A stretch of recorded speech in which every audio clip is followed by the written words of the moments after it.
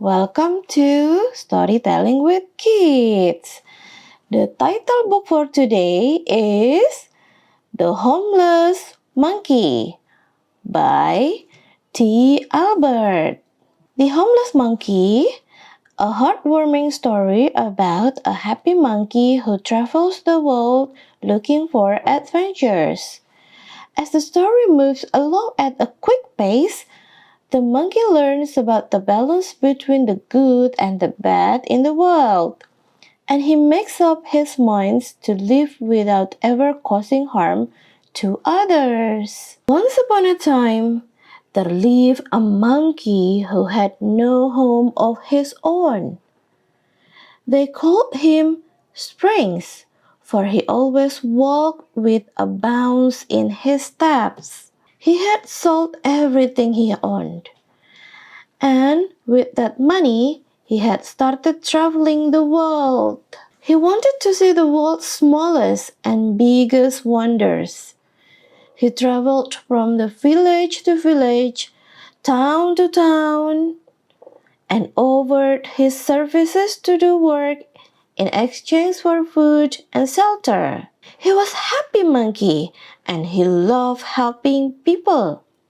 One day, he passed through the village of Zebra, where 20 animals live. He saw an old beaver, so he walked towards him and said, "Hello, Mr. Beaver. If I was to do some garden work for you today, would you be kind as to give me something to eat?" The old beaver agreed and asked Springs to do some gardening and fix up few things around the house. It was a long and tiring day for Springs, but enjoyed his day. When Springs returned to the house in the evening, the whole village had gathered there.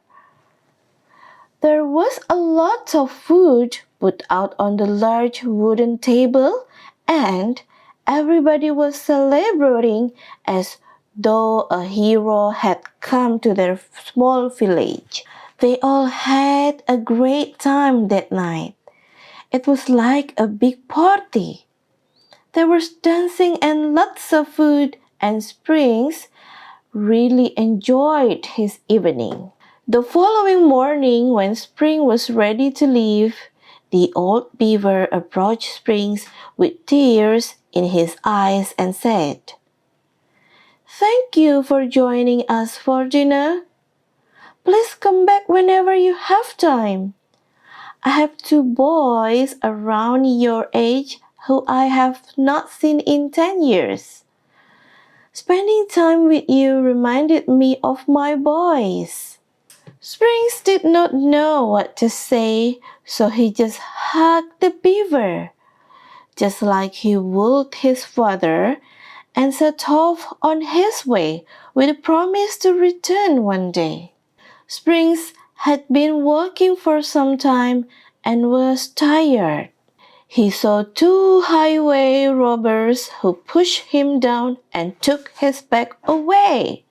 When the robbers looked in his bag, they only found a rope, some tools, and some bread. They threw his bag on the ground and ran away. Springs picked up his backpack and continued on his journey. He started to think about all the good and bad in the world. The road was long and winding and finally led him to a dark forest. The only way he could continue his journey was to walk through the forest. Springs walked for more than an hour, and then he realized he was lost. He decided to climb up the tree to relax and eat some of the bread the villagers had given him. Suddenly, Springs heard some voices shouting for help. He climbed down from the tree and ran in the directions the voices were coming from. Springs reached the place the voices were coming from. Springs reached the place the voices were coming from. He saw that the two robbers who had pushed him earlier that day were trapped inside a deep hole in the ground.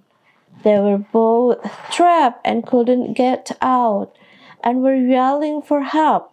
Springs quickly reached into his backpack and grabbed the rope that was inside. He tied one end of the rope to a tree and threw the other end inside the hole. The robbers both quickly climbed up the rope to safety. The robbers were amazed that Springs had saved them. One robber asked, "Why did you help us? We pushed you and tried to rob you earlier." Springs replied, "There are good people and bad people in this world. The good people do good things, and bad people do bad things. I have decided to be one of the good people."